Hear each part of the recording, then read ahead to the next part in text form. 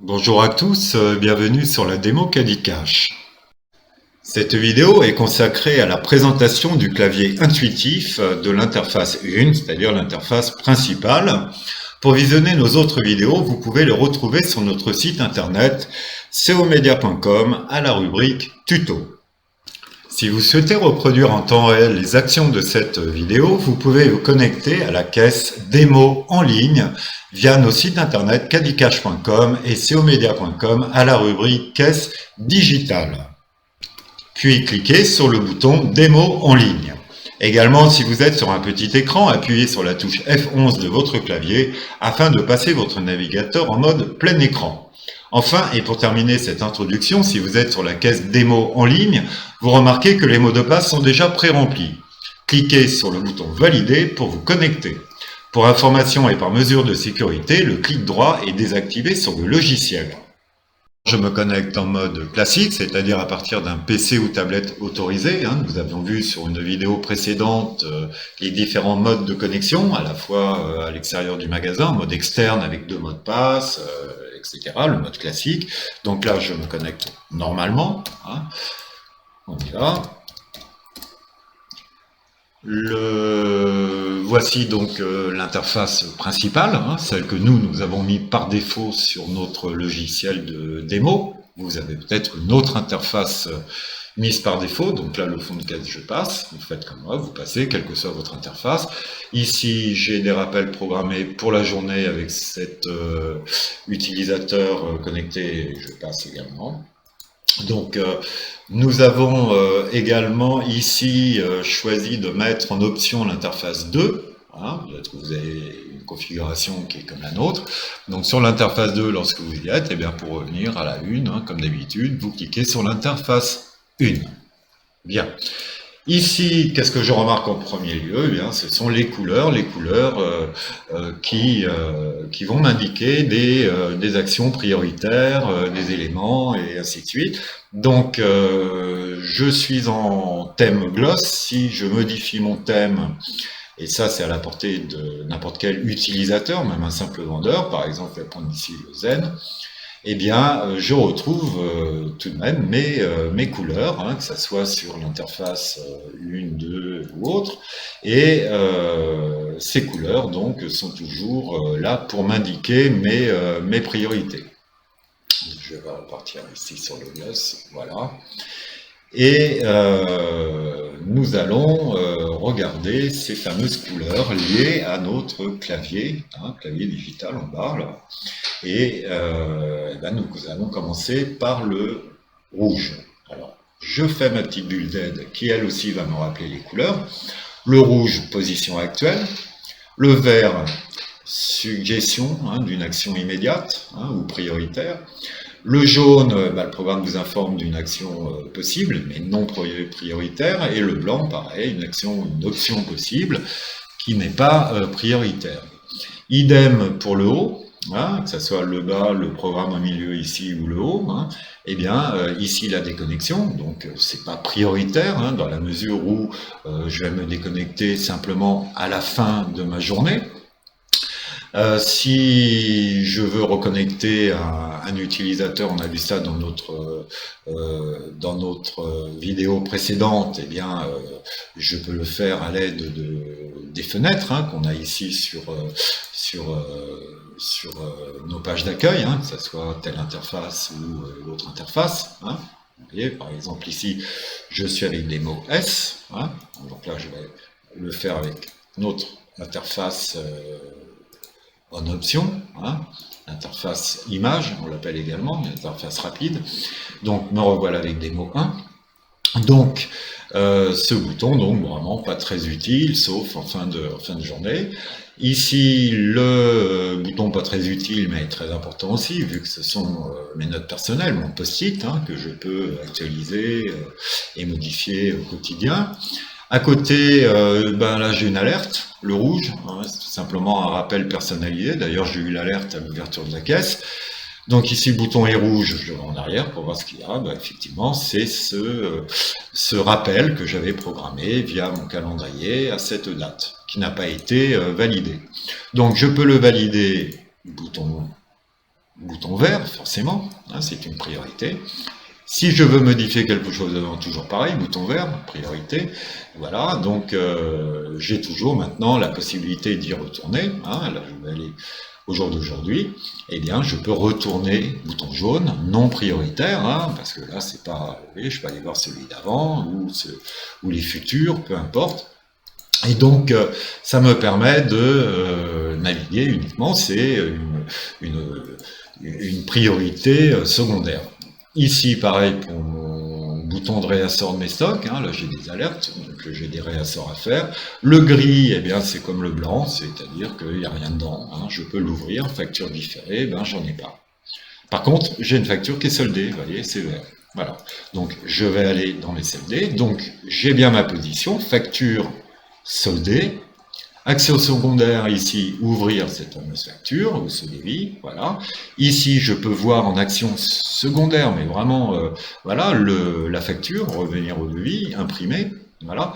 Donc, vous voyez, on a toujours ces mêmes, ici, allez voir mes devis acceptés, a priori j'en ai, des devis enregistrés j'en ai, des annulés j'en ai pas. Voilà, des acceptés j'en ai un seul, les enregistrés aussi un seul, je peux d'ailleurs le reprendre.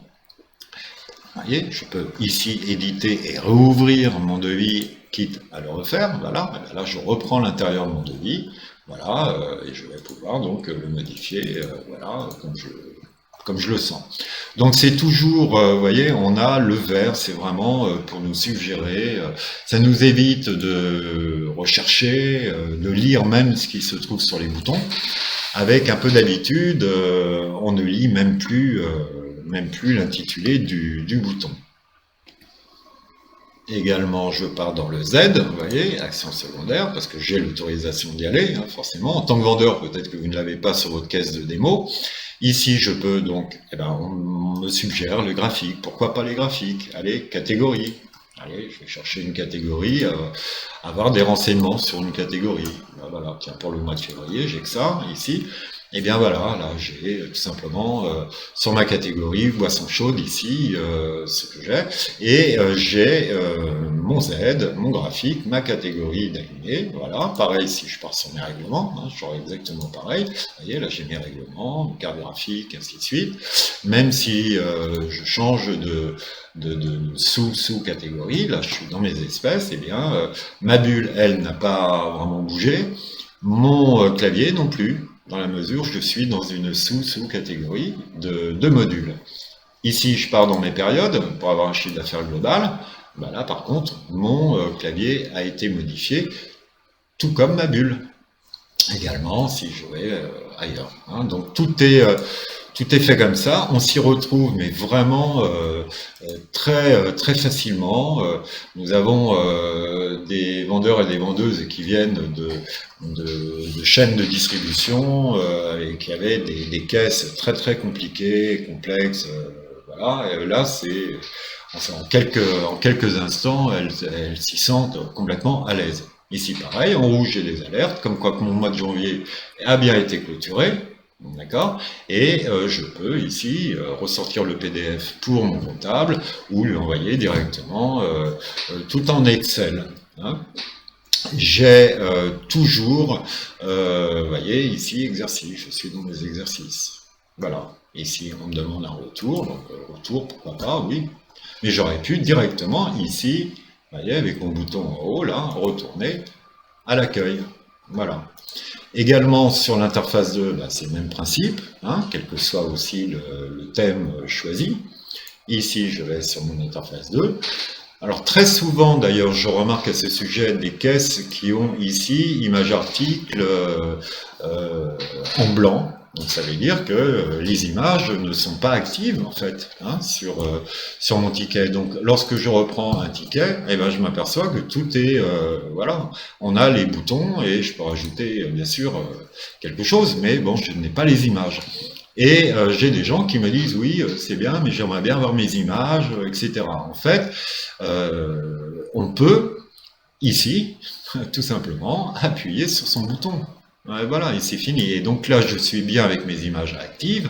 Je vais pouvoir reprendre mon ticket. Et là, effectivement, j'ai euh, mes, euh, mes images sur mes produits. Ça me permet peut-être d'aller plus vite, hein, suivant ma configuration. Ici, je vois que le P est jaune. Ça veut dire que là, je suis en liste par position dans ma catégorie favoris. D'accord. Idem si je vais dans ma catégorie glace, par exemple, ou boisson chaude, eh bien, je peux, ici, vous voyez, catégorie favoris, hein, elle est toujours ici en haut à gauche, hein, donc elle est toujours présente, eh bien, je peux voilà, demander la liste alphabétique. Voilà, donc là, je suis en alpha, donc c'est rouge. Voilà. Idem pour mes catégories, pour mes marques. Ici, je pars par exemple dans un paiement, pour le paiement de mon ticket. Un client va nous donner un billet de 10 euros. Eh bien, là, je vais avoir en bleu, vous voyez, voilà, voilà, il me manque, voilà, j'ai 6,05 € à rendre au client. Par contre, si j'avais mis que 2 euros, et ben là, j'aurais eu une alerte. Attention, là, c'est une alerte. Là, il te manque 1,95 €. Hein, voilà. Donc, c'est toujours pareil. Voilà, on vient d'enregistrer un ticket, voilà, tac, et je suis reparti au suivant. Voilà. Voilà. Donc, ces couleurs, on s'habitue, comme je le disais, et ça je le répète tout le temps, très très vite. Il n'y en a pas 50-50. J'ai quand même, pour info, toujours des petites bulles qui peuvent m'arriver. Hein. On va prendre ici, je crée un nouveau client, ben, vous voyez, des petites bulles avec les points d'interrogation me donnent là aussi des informations, comme les adresses, faux, 5 caractères minimum, le nom, 2 lettres minimum, ainsi de suite. Donc, ces petits éléments, vous voyez ici, je vais rechercher tout ce qui se rapporte au café. Hein. Bon, et bien là, pareil, hop, voilà, je peux ouvrir la fiche article en appuyant sur le bouton folder, c'est-à-dire le bouton bleu. Voilà. Et là, tac, je vais pouvoir ouvrir mon article pour avoir quelques infos dessus, hein, ou d'images, ou faire une étiquette, peu importe.